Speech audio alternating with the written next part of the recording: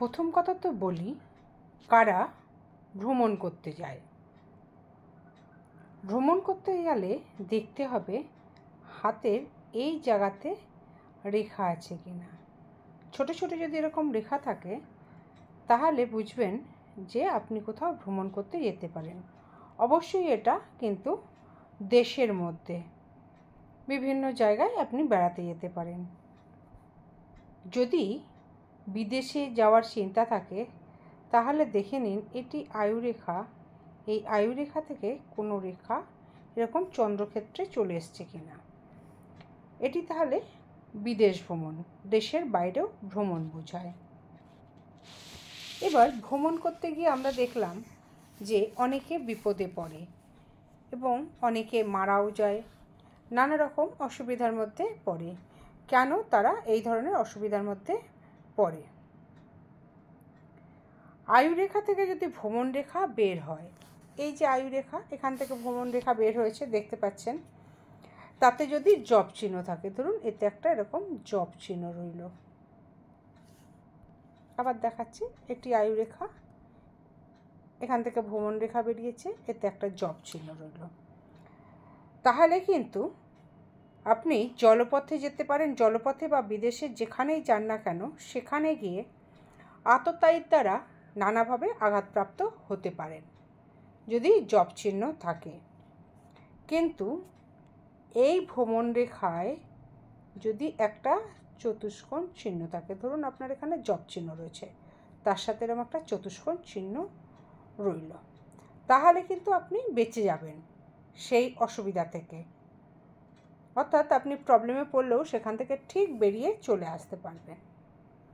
এই হচ্ছে ভ্রমণ করতে গিয়ে বিপদে পড়া, বিপদ থেকে না নিস্তার পাওয়া আর বিপদ থেকে উদ্ধার পাওয়া। দুটো কারণ, এক হচ্ছে যদি জপ চিহ্ন থাকে তাহলে আপনি অবশ্যই বিপদে পড়বেন। আপনি জলপথেও যেতে পারেন বা বিদেশেও ভ্রমণে যেতে পারেন, যেখানেই যান না কেন বিদেশ ভ্রমণই বেশি বোঝায়। আয়ুরেখা থেকে যখন এরকম ভ্রমণ রেখা বেরোয় আর তাতে যদি জপ চিহ্ন থাকে অবশ্যই আপনি বিপদে পড়বেন এবং আততায়ীর দ্বারা আঘাতপ্রাপ্ত হবেন, মৃত্যুও হতে পারে। কিন্তু যদি চতুষ্কোণ চিহ্ন থেকে যায় তাহলে কিন্তু আপনি বেঁচে গেলেন। এটা হলো কোথায় গেলেন, কিভাবে বাঁচলেন তার কারণ। আরও নানা রকমের বিপদে আপনারা পড়তে পারেন। কিভাবে?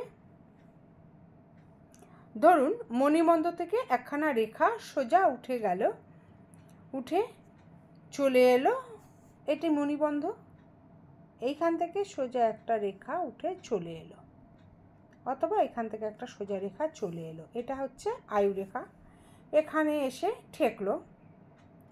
আপনি কিন্তু জলপথে যখনই কোথাও বেড়াতে যাবেন সেখানে গিয়েই কিন্তু মৃত্যু হতে পারে যদি এটা এখানে এসে শেষ হয়। তবে যদি আপনার ভাগ্য ভালো থাকে আবার বেঁচেও যেতে পারেন, অর্থাৎ এর মধ্যে যদি চতুষ্কোণ চিহ্ন থাকে তাহলে দেখা যাবে হয়তো আপনি বেঁচে গেলেন।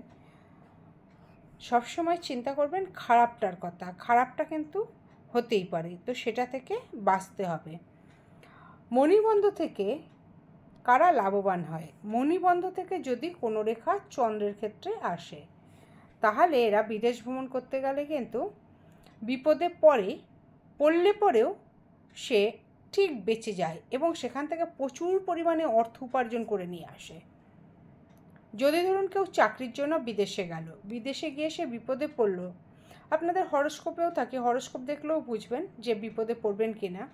হরস্কোপে সেটা দ্বাদশ স্থান থেকে তৃতীয় স্থান থেকে বিভিন্ন জায়গা থেকে দেখতে হয়, তো সেখানে আপনি বিপদে পড়বেন কি না বোঝা যাবে। আর আপনি যদি হাত দেখেন, অর্থাৎ আপনার যদি হরস্কোপ জন্ম তারিখ যদি না থাকে, হরস্কোপ তো বার করা যাবে না, তাহলে হাত দেখে বুঝতে হবে।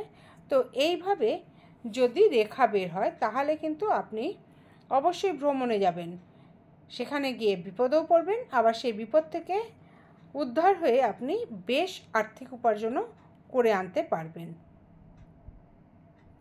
আর যদি শনি রেখা থেকে, শনির থেকে, এটা হচ্ছে শনি ক্ষেত্র, সেখান থেকে যদি কোনো রেখা আয়ুরেখাতে এসে শেষ হয়, এটি শনির ক্ষেত্র, এটা তো আয়ুরেখা আপনাদের আগেই বললাম।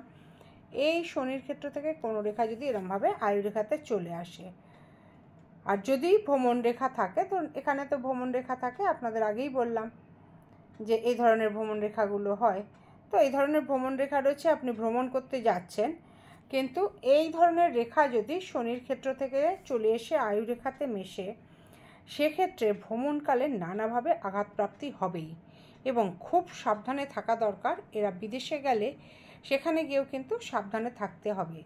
যাওয়ার পথেও আপনার হতে পারে নানা রকম অসুবিধা, আবার অনেক ক্ষেত্রে দেখা যায় যে সেই বিদেশে গিয়ে আপনি অসুবিধায় পড়লেন। আবার অনেক সময় দেখা যায় যে রাহুর ক্ষেত্র থেকে শনির ক্ষেত্রে যদি কোনো রেখা যায়,